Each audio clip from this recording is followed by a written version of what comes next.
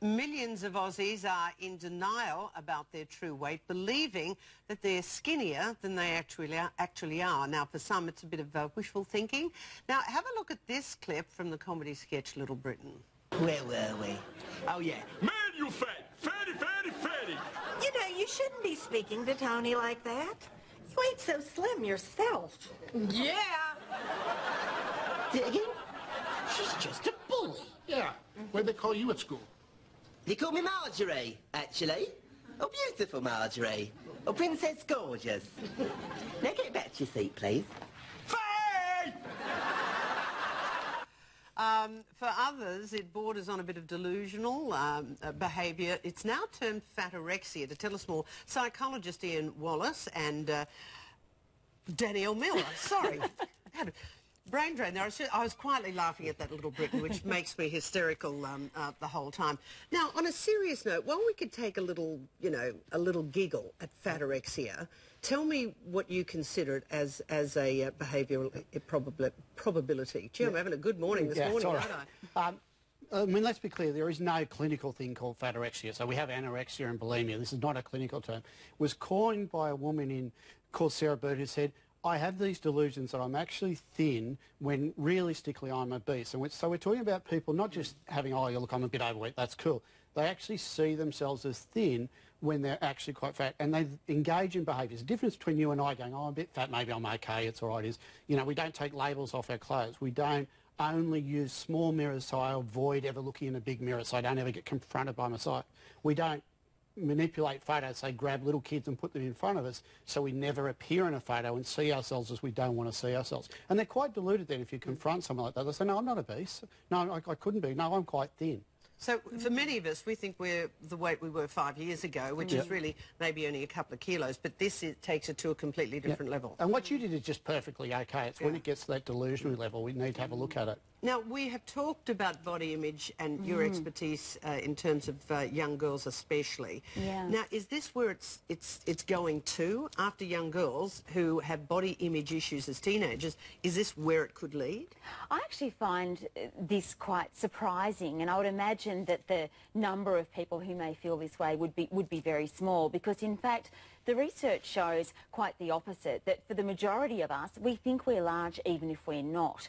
We tend to be quite fat phobic, and when I work with young girls and I ask them about what they think is the average dress size of Australian women, they'll usually say sort of around 10 or 12.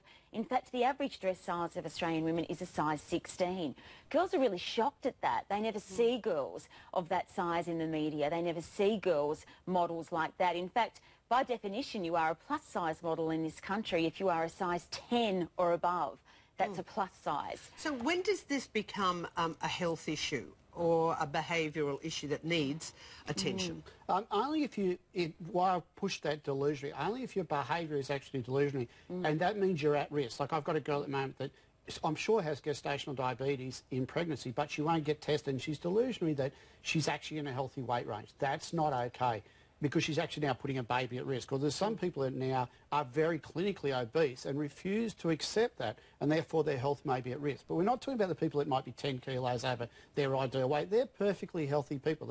And let's not define them by just that. You know, we're getting down to this define people by size, which is very risky. So people who are suffering from this, as a psychologist, how do you help them? You can't actually give them a mirror. You can't actually give them a photograph.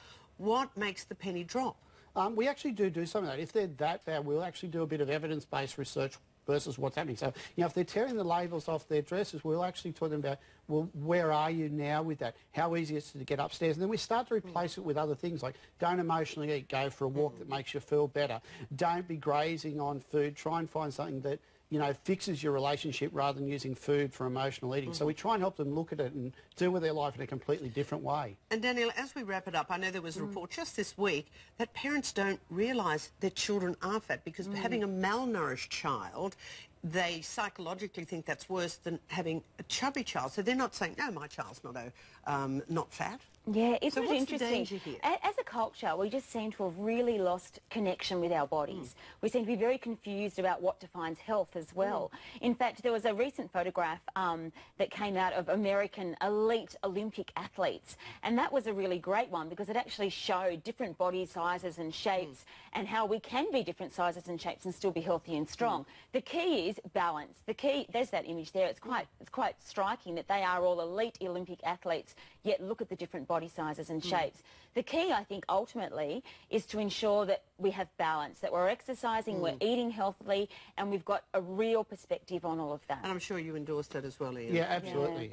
Yeah. Terrific. As always, Ian Wallace, Danielle Miller, thank you for your time.